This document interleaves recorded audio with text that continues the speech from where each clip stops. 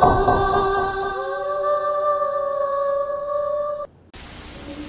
各位观众朋友，大家好，欢迎收看今天晚上恐怖怪谈。今天晚上介绍世界上哪一个人的恐怖经历发生在世界上哪一个角落呢？今天这则恐怖经历是发生在美国哈。对，那在介绍今天恐怖怪谈之前，也祝大家双十国庆、中华民国生日快乐。对，又是3天连假了，可是3天连假对我来讲还是没有用，因为影片还是要剪嘛，对不对？好 ，OK， 那今天这则恐怖怪谈呢，其实我觉得还蛮有趣的。为什么？因为这个人呢，他其实算是住在一个凶宅当中吧。可是我必须说哈，因为早期在凶宅的管制上没有那么的严格，像台湾早期凶宅我也不会告诉你嘛，对，除非你看了新闻自己查到。那日本也不会告诉你嘛，那其他很多国家都不会告诉你，但最近慢慢的就在讲嘛，对不对？甚至有人喜欢买凶宅，因为比较便宜嘛。可是你有没有想过，住在凶宅，或许有些人觉得没有事，可是或许有一些人会出事。那假如说自然死亡的还好，那假如是发生了什么样的事情而死亡，那这个灵体的怨念非常深的情况下，你觉得会有着什么样的状况呢？好，接下来我就来介绍这个人的经历，让大家看看他在凶宅里面到底碰到了些什么。小时候，我对那栋房子里发生的事浑然不觉。80年代到中期，爸妈常带我们去那里玩，因为那似乎是家族聚会的热点，总有很多人住在那里。我在那房子过夜不止一次，记得有次和哥哥、堂兄睡在客厅的折叠沙发床上，那是我们去亚利桑那度假的前一晚。直到姑姑和姑丈准备搬走并出租房子时，我才开始听到那些关于这个地方的怪谈。我记得浴室总让我毛骨悚然，每次上厕所时，总觉得有双眼睛从浴缸方向盯着我，但转头一看，什么人都没有。有一次，姑姑和姑丈去度假，拜托我和哥哥帮忙照看他们的狗。我们靠近房子时，我感觉有人从楼上那间没电的卧室窗户偷偷看着我们。进去后，我们只在那间卧室的床上找到了一只狗。这件事发生在我知道房子闹鬼之前。其中一只狗挣脱了链子，哥哥出去找狗，我留在客厅等候。我感觉厨房方向有什么在注视着我，不断回头张望。看电视时，一阵冷风从背后掠过，像是有人从我身后走向楼梯。我当作是自己的胡思乱想，没多在意，但后来才知道，这是很多人共有的经历。多年后，哥哥告诉我，那晚我们睡在客厅时，他被一种摇晃床的感觉惊醒。他睁开眼睛，看到一个神情严肃的男人站在床尾，穿着白衬衫和棕色长裤。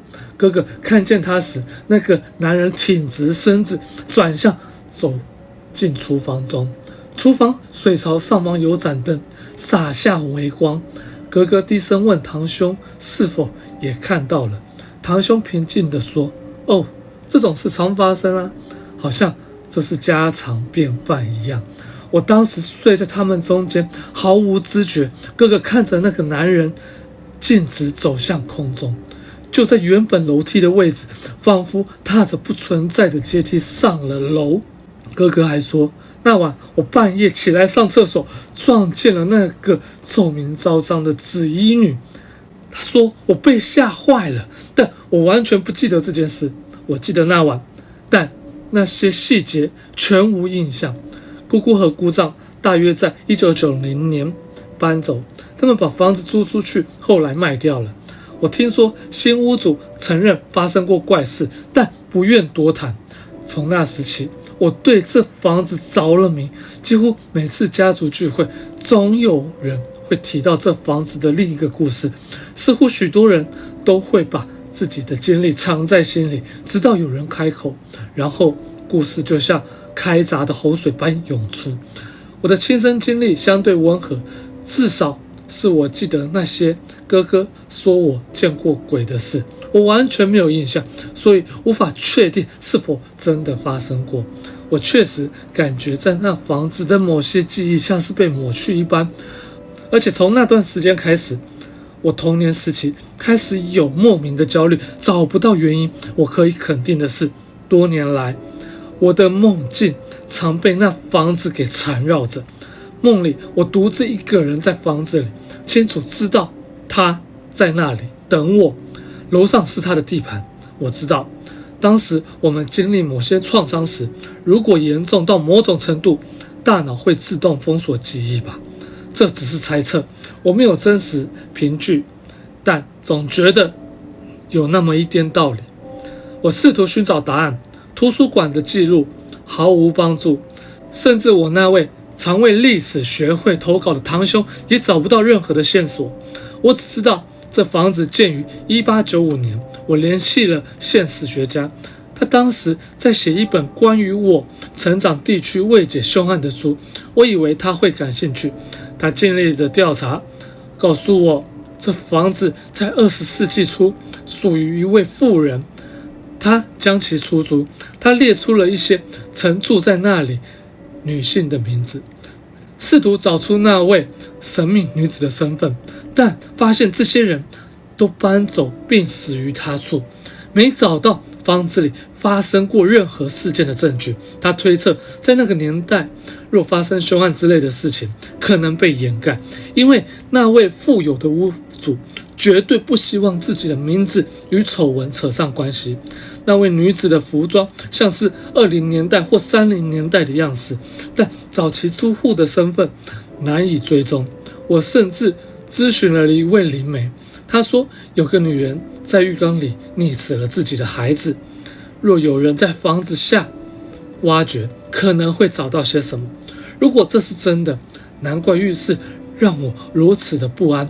房子前面有个可进入的爬行空间，小时候我们常在那里附近玩耍，那地方总有种怪异的感觉。讽刺的是，我们小时候在那玩地窖女巫的游戏，邻居也说他们的房子闹鬼。那家的孩子，我的一个同学声称亲眼看到一根钓鱼竿在家中自行漂浮着。那房子后来转手1-2次，还曾荒废到被银行收回，现在是私人所有。虽然我偶尔回到那个地区会开车经过，但我没试过和现在的住户交谈，问他们有没有遇过怪事情。如我所说，我小时候常在那房子待着，但直到青少年时期才听说闹鬼的事。住在祖父母家时，我有幸听他们重述这些老故事和亲身经历。祖母和大姑姑会公开讨论，虽然他们从不承认是否相信这些事。祖父会听，但总说这些故事是胡扯。后来我对这间房子着迷，在姑姑一家搬走和出租前，我又去过1-2次。其实我会觉得这则故事有意思的最主要原因是因为他有去查询这间屋子以前的历史状况，但有一些事情其实就跟我们以前一样嘛，发生了一些事情不想要丑闻，所以说也不会上新闻等等之类，所以会让人家不知道。但现在比较没有那么简单了哈。没错，我觉得是这则经历算是很有趣。主人公他虽然没有碰到什么主要事情，但是我觉得他假如把他那个用催眠术把他那个失去掉的记忆找回来的话，或许会很有趣，说不一定哦。你们觉得呢？对啊，因为很多事情总是要，我不知道大家有没有这样的经历啦。假如你碰到极度恐怖的事情，你的脑子有可能会突然宕机。我觉得这是有报告有听说过这样的报告啊，所以他算是凶宅嘛。但我这次就姑且相信灵媒说的话哈，因为确实有时候一些老师灵媒说的话哈，真的很神奇啦，有时候也不得不相信哈。好 ，OK， 我是勾商的贤明。那今天这则恐怖怪谈这则经历，我会给他打差不多4分，对啊，少了1分，没有到5星恐怖有点可惜，没有关系，以后一定会有的。好，那今天的恐怖观察就到这个地方为止，非常感谢大家收看，我们下次再见，拜拜。